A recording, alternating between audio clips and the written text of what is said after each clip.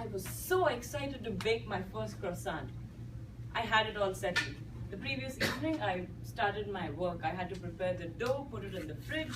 I waited a good 12 hours, woke up at 6 in the morning to get started. It was going to be a very long process to make the croissant. I started off, I pulled out the dough. The instructions said, pull the dough, bring it to room temperature, roll it out, fold it in thirds, put it back in the fridge. Repeat a few times.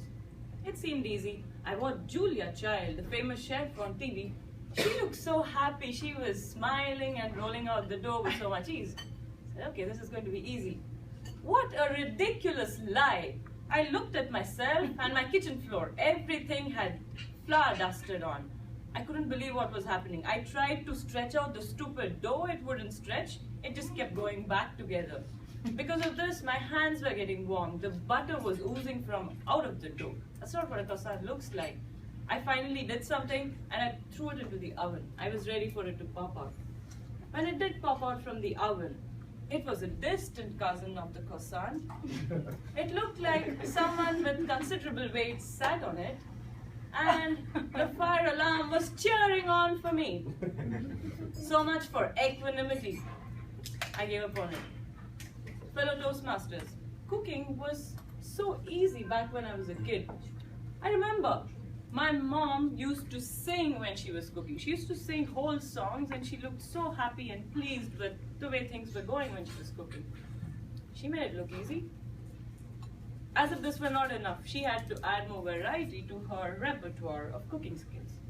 So every Thursday night we would watch the show. I remember very distinctly. It was called Khana Khazana, which literally translates to food treasure. The smiling chef would start off, today we will learn how to make paneer tikka masala. That's when the smiles ended in the house.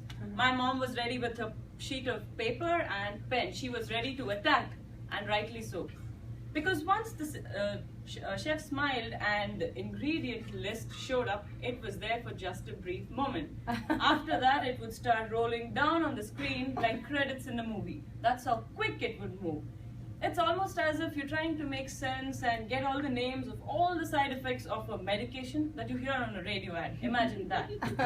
She had to battle it out, write down everything as fast as she could, and hope that whatever she scribbled made sense later. Eventually, of course, she made sure she joined shorthand classes to help her out. But no matter what, whether the ingredients were off, whether the quantities were off, she always found a way to fix it. She was a good fixer. She made it look great. When I grew up, things were different. I couldn't really rely on approximations and guesses. So I took a different approach. I thrive on instructions, surrounded myself with a lot of cookbooks. I'd already seen the great chefs cook, mom at home, chefs on TV. I knew what to do.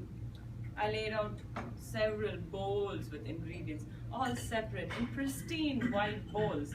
I laid out all my vegetables that had to go in. Everything looked so pretty. I almost didn't want to start. So the recipe said 1 hour. I would add another hour because I had to set up this whole thing. I did find considerable success following these recipes. What I did not like was I was cooking less, I was preparing more, and well, after I finished cooking, I wanted to run away. Kavita smiling, but Kavita, you would run away too if your kitchen sink was overflowing after you had cooked for just one. But don't worry, I found a solution to this. Eventually, I learned that I could have the cake and eat it too. I got married. I moved on to the next phase. Now I'd resolved this problem of cleaning and preparing, so I went ahead to focus on what was really important, which is cooking.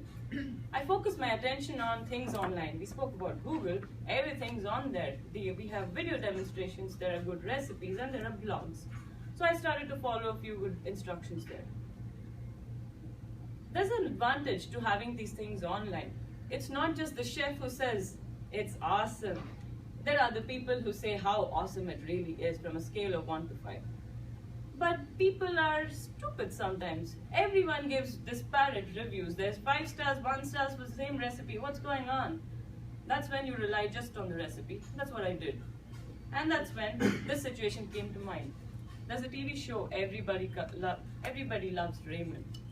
In that, the main character Marie finally gives out the recipe to her secret meatballs to a daughter-in-law, Deborah. She only misleads her by saying she uses basil instead of tarragon. Worlds apart.